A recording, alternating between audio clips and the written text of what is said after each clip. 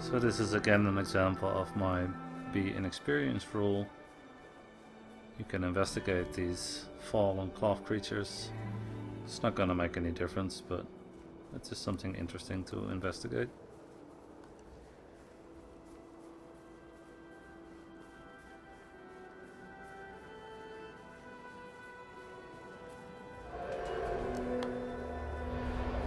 There's our friend again.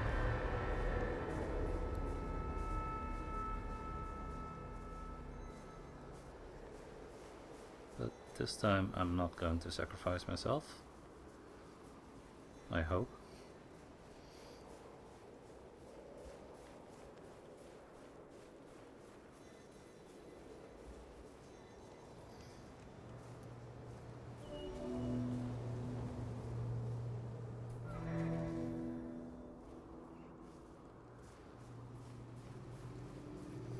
So here it's always a question of whether you're going to warn your partner about having to stay behind this thing. But they usually figure it out soon enough. But the question is, do you pretend not to know, or do you just stick behind the stone? I usually just wait, and then I'll leave it up to them on whether they're going to stay there as well, or whether they want to move ahead. And again, the work together rule applies here in the sense that, keep each other warm, keep each other's scarf recharged. I don't think we're gonna make this, are we?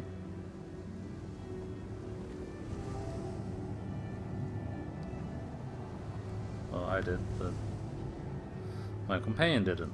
So much for working together.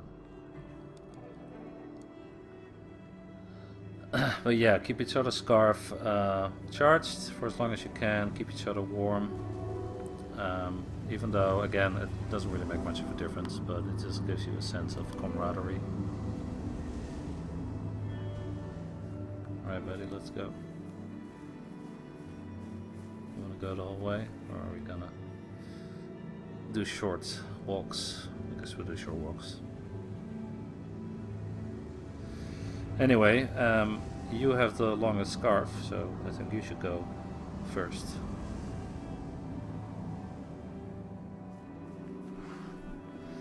You lead the way, or fly the way.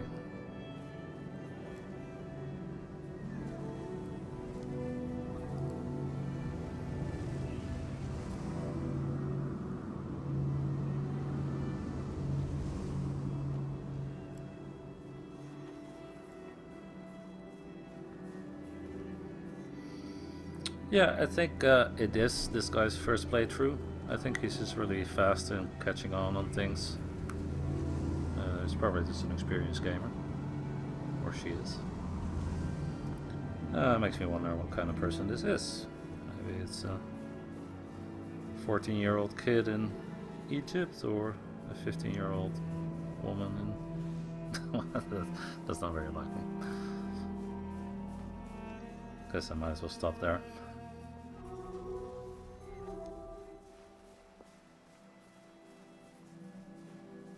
But I really like how they did the co-op in this game. I think this is much more fun than being in a big arena, or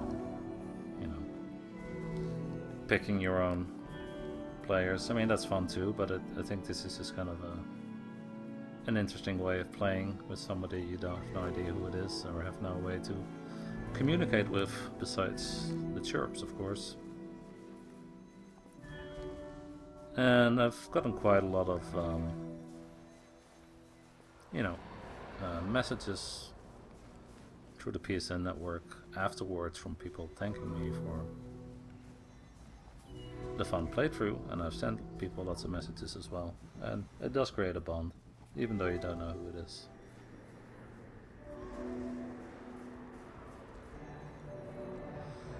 Yeah, let's not fall down here. I have seen blind Let's Plays where people would spend so much time in this level because they would either keep falling down, or they would get disoriented and walk the wrong way all the way back to the beginning of the level. So I'll try to spare you waste of time.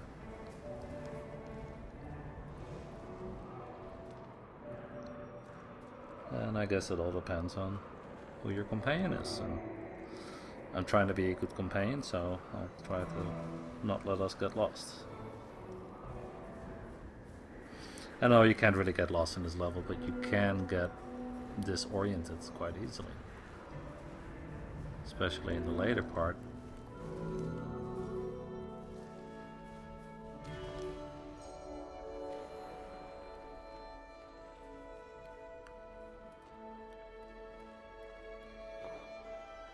Here you go.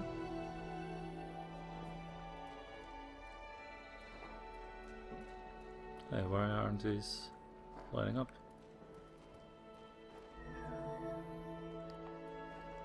Whoa, never seen this before. Cliff wall's broken. Oh, my money back. It's supposed to work, damn it. Let's charge it together. Alright, well that's a weird glitch. Kinda makes me wonder if we can expect other glitches.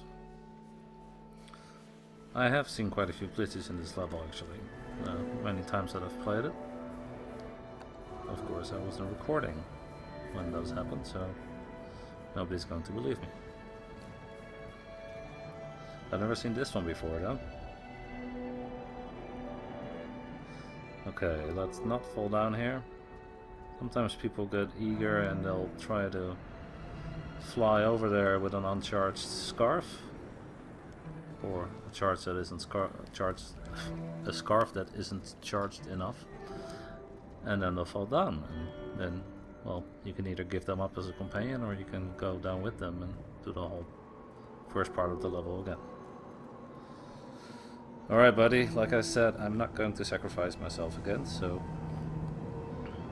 let's see if you can make it through without losing your scarf. We got a soldier on, buddy. I know we're covered in snow and it's cold. Let's keep each other warm.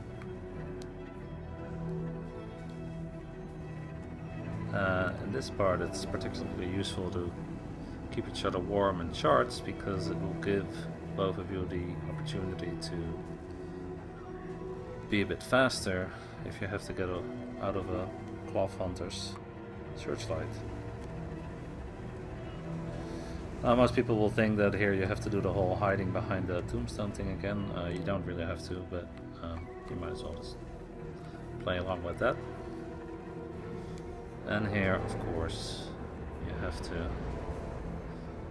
get into this little cloth hunter carcass as fast as you can.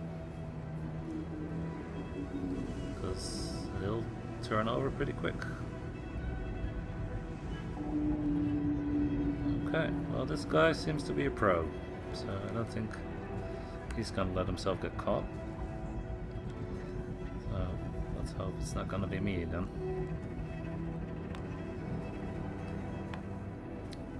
So as far as patterns are concerned, usually when the cloth hunter makes that first round, he'll just kind of keep flying up there, chasing other cloth creatures. So you don't have to worry about him anymore for this section. Now there where you see that marker on the left, you can actually go there as well. There's a little cave shortcut, and inside that cave there is a glyph wall. But we're not doing that now. So let's just say that we're gonna keep going through these things because officially we don't know when these searchlights are gonna come. Let's just keep up appearances. Oh, actually I walked past it, but that's okay. Yep, I'll keep you warm. We're a team, buddy. We're gonna make it through. Uh-oh.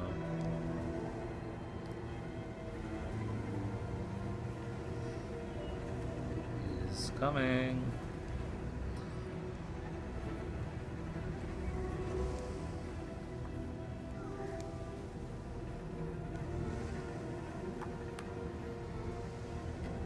Uh-oh, are you gonna make it? Ah, he made it. I think this is a cool shot, how they make him crawl over you so slowly.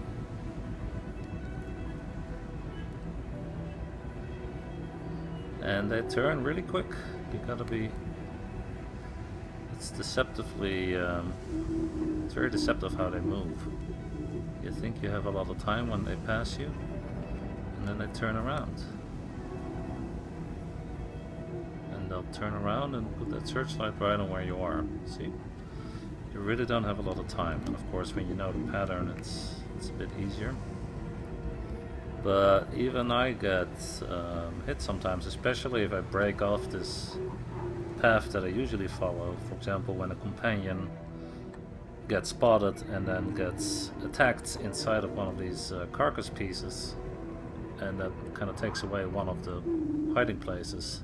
And when that happens, and the cloth hunter ends up taking a different route as well because he just attacked somebody, sometimes I get hit as well, even though I've played this game lots of times.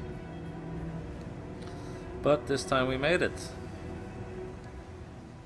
So I'm glad I sacrificed myself in the underground passage, otherwise my companion would never have seen or properly experienced what happens when a cloth hunter attacks one of us.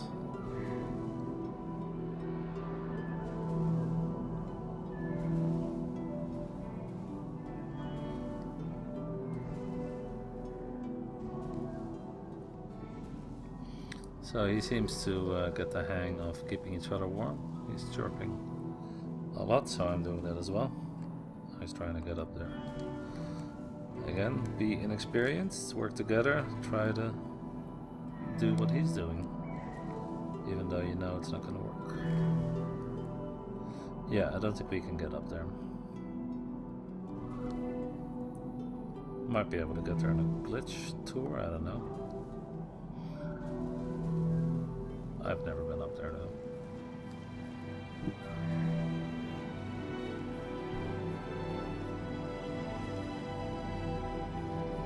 There's a fallen cloth dragon.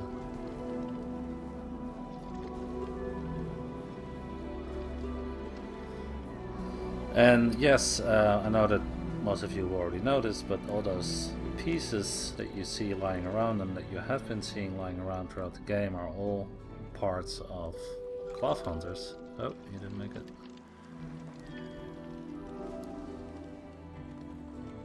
And those are all parts of cloth hunters.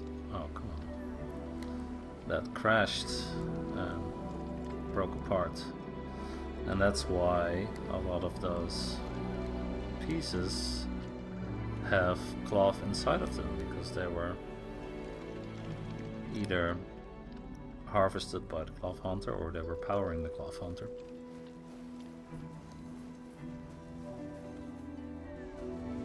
And that's why in the desert and in the Broken Bridge level there were all those cloth creatures that you could free from those parts. Alright, we're already nearing the last part of this level. Going through it pretty quickly.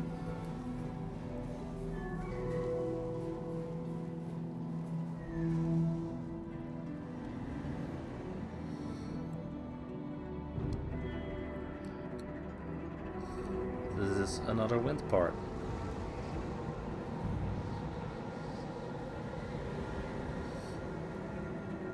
You gotta wait here, buddy.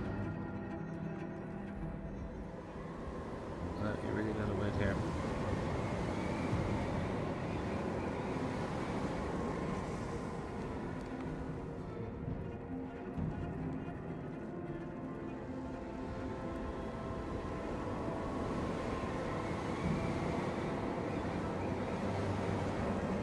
Chirps are getting weaker already.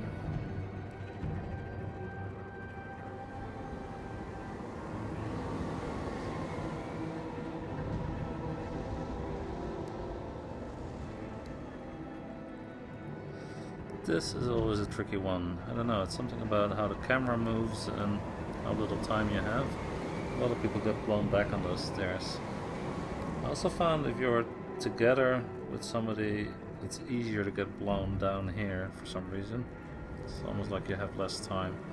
But if you do get blown down, it's fine because you can just climb up again. But we made it, so up to the last summit, or the second to last summit, I guess. Come on, buddy! You gotta keep going.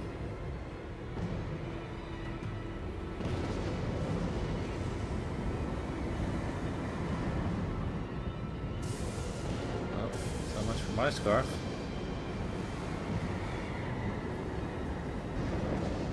Your beautiful scarf.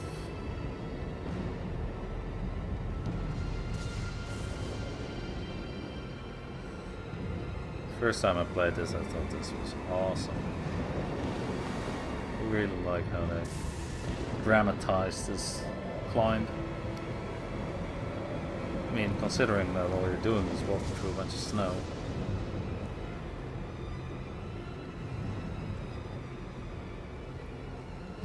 They really made well use of the music and the wind and the lightning, which isn't supposed to be possible in a snowstorm, but still. It's pretty awesome.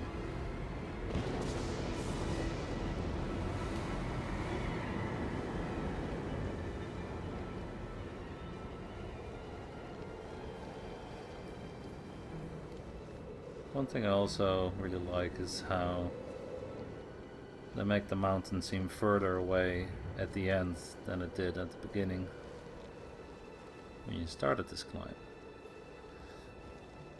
But at least we can still see it.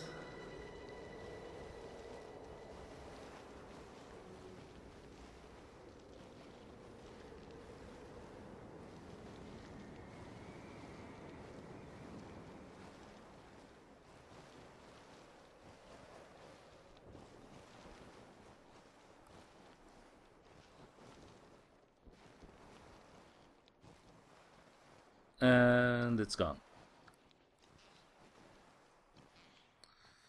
Alright, buddy, it's just you and me now.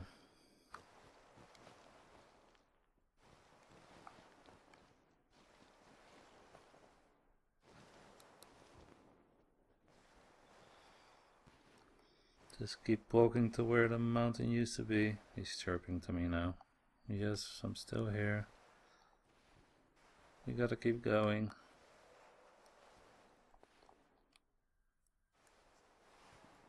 He probably has a... starting to feel like we're not gonna make it now. And there we go. Goodbye, companion.